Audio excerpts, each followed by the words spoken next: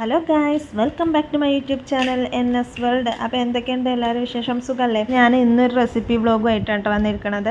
അപ്പം നല്ല എണ്ണിത്തണ്ട് കിട്ടിയിരുന്നു കേട്ടോ. അപ്പോൾ അത് വെച്ചിട്ട് എണ്ണിത്തണ്ട് മുതിരയും ഉപ്പേരി വെക്കാമെന്ന് കരുതിട്ടോ. അപ്പോൾ അത് എങ്ങനെയാണെന്ന് നോക്കാം കേട്ടോ.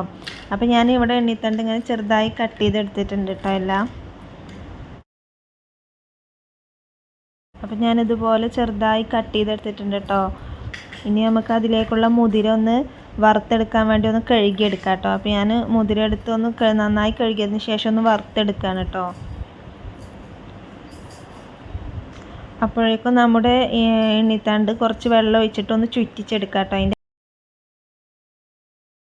അപ്പം ഞാൻ വെള്ളം ഒഴിച്ചതിന് ശേഷം നന്നായി ഒന്ന് ചുറ്റിച്ചെടുക്കണ്ട കേട്ടോ. അപ്പോൾ അതിൻ്റെ നൂലുകളൊക്കെ ഒന്ന് ഇങ്ങോട്ട് ജസ്റ്റ് ഒന്ന് നമുക്ക് കിട്ടും കേട്ടോ.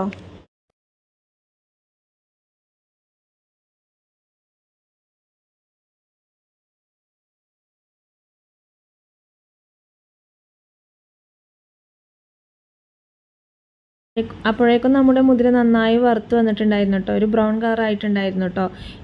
ഈ ഒരു പരുവത്തിലായിരുന്നു കേട്ടോ. ഇനി നമുക്ക് ഇണ്ണിത്തണ്ടും മുതിരയും ഒരു കുക്കറിലേക്ക് ഇട്ട് കൊടുക്കാം കേട്ടോ.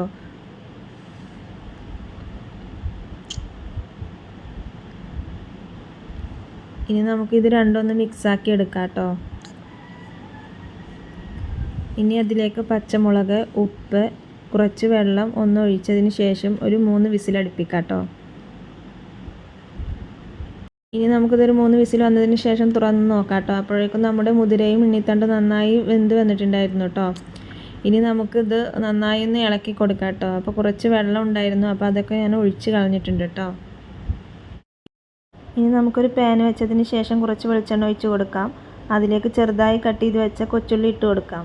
എന്നിട്ട് നന്നായി ഒന്ന് ഇളക്കിയതിന് ശേഷം ഒരു ഗോൾഡൻ കളറായതിന് ശേഷം നമുക്ക് കറിവേപ്പില ഇട്ട് കൊടുക്കാം. ചുവന്ന മുളക് ഉണ്ടെങ്കിൽ ഇട്ട് കൊടുക്കാം കേട്ടോ. എൻ്റെ അടുത്ത് ചുവന്ന മുളകില്ല, അതോട്ട് ഞാൻ ഇട്ട് കൊടുത്തിട്ടില്ല.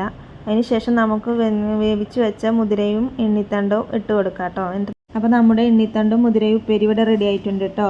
അപ്പോൾ എല്ലാവരും ഒന്ന് ട്രൈ ചെയ്ത് നോക്കണേ. അപ്പോൾ ഇന്നത്തെ റെസിപ്പി ഇഷ്ടമായെങ്കിൽ ലൈക്ക് ചെയ്യാനും ഷെയർ ചെയ്യാനും ചാനൽ സബ്സ്ക്രൈബ് ചെയ്യാനും മറക്കല്ലേ. ബൈ.